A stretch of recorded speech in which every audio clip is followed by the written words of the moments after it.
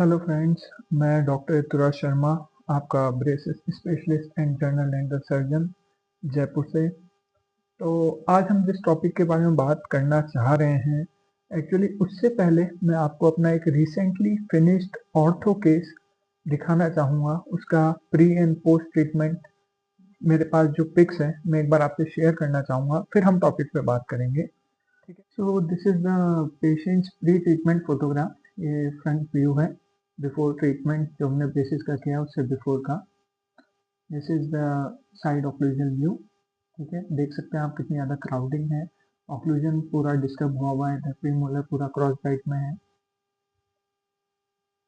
ये another side view, the right side occlusion view.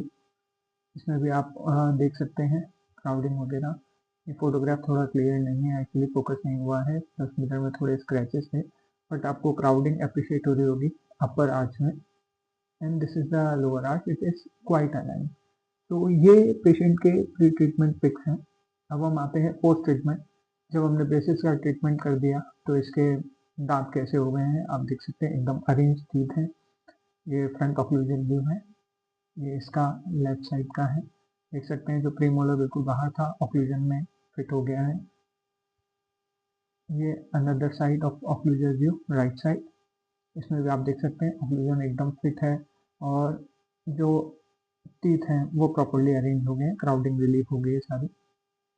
ये हमारा अपर का ऑक्लूजन व्यू है, क्राउडिंग सारी रिलीफ हो गई है और रिटेनर लगा हुआ है। I always prefer fit retainers.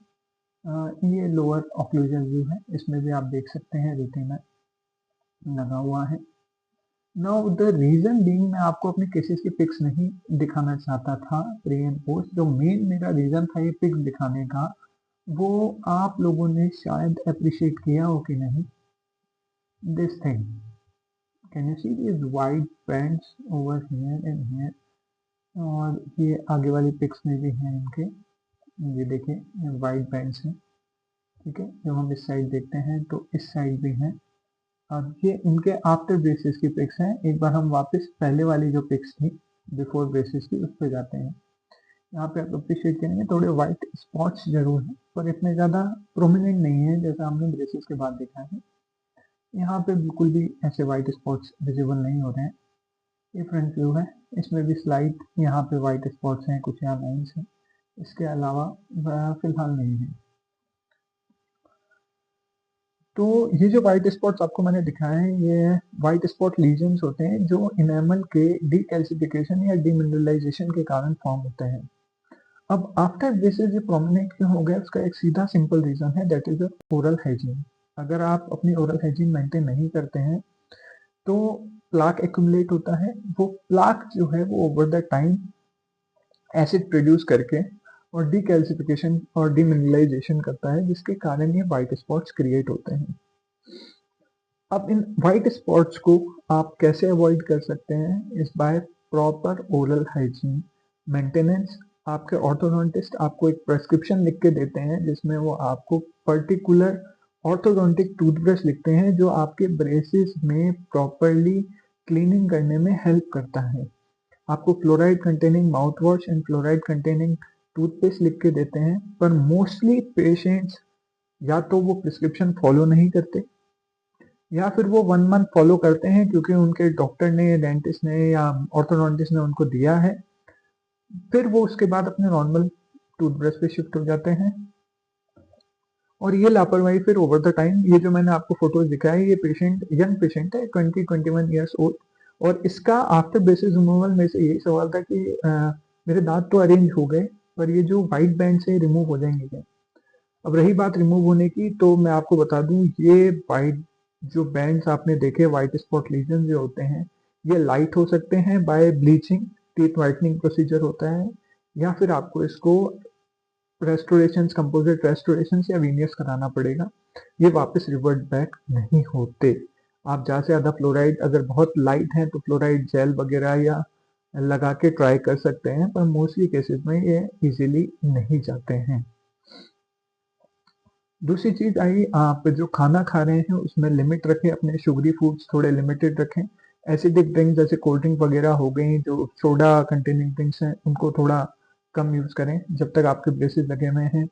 कुछ भी आप खाते हैं तो अच्छे से प्रॉपरली आप माउथ वॉश करें नॉर्मल वाटर से, और आपको जो फ्लोराइड रिंस दिया गया है उससे 2 टाइम मॉर्निंग एंड नाइट में उससे अच्छे से रिंस करें। इसके अलावा दांत की 3-4 सरफेसेस रहती हैं जिनको हमें क्लीन करना होता है जब ब्रेसेस लग जाते हैं। बेसिकली जब आपका ब्रैकेट आपके दांत पे लगा हुआ है तो एक तो ब्रैकेट के ऊपर की सरफेस रहती है गम लाइन के पास, जो आपकी टीथ सरफेस रहती है। उसके बाद ब्रैकेट खुद क्लीन होना चाहिए, उसके बाद ब्रैकेट के नीचे का जो पोर्शन है आपके टूथ का वो क्लीन होना चाहिए। ये 3 सरफेसेस तो आप अगर अच्छे से नॉर्मल ऑर्थोडोंटिक टूथब्रश लेंगे तो उसमें इस हिसाब से स्लॉट बना हुआ रहता है जो इस चीज को इजीली क्लीन कर सकता है। इसके अलावा 2 दांतों के बीच की जो जगह रहती है जिसे हम इंटरडेंटल स्पेसेस बोलते हैं, या इंटरडेंटल एरिया रहता है जहाँ से वायर पास हो रहा होता है, उसको हम इंटरडेंटल ब्रशेस से क्लीन कर सकते हैं।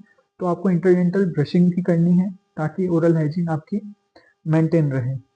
और अगर आपके एक्यूमुलेशन हो जाता है, प्लाक एक्यूमुलेशन हो जाता है, और आपका मंथली विजिट जो ऑर्थोडोंटिस्ट के पास रहता है, अगर वो देख रहा है कि हाँ प्लाक एक्यूमुलेट हो गया है, तो मेरा रिक्वेस्ट है सभी ऑर्थोडोंटिस्ट से कि हार्डली इट टेक्स 2 मिनट्स, जहाँ पे भी डिपोजिशन है एक बार स्केलर, अल्ट्रासोनिक स्केलर जो है वो यूज़ करें और उसको हाथों हाथ रिमूव कर दें ताकि पेशेंट को ओवर द टाइम ये प्रॉब्लम डेवलप ना हो।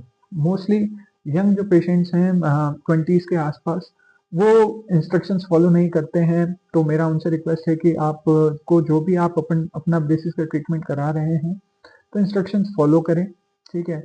और इसका मतलब बिल्कुल नहीं है कि वाइट स्पॉट्स हो जाते हैं तो हमें ब्रेसेस नहीं कराने चाहिए।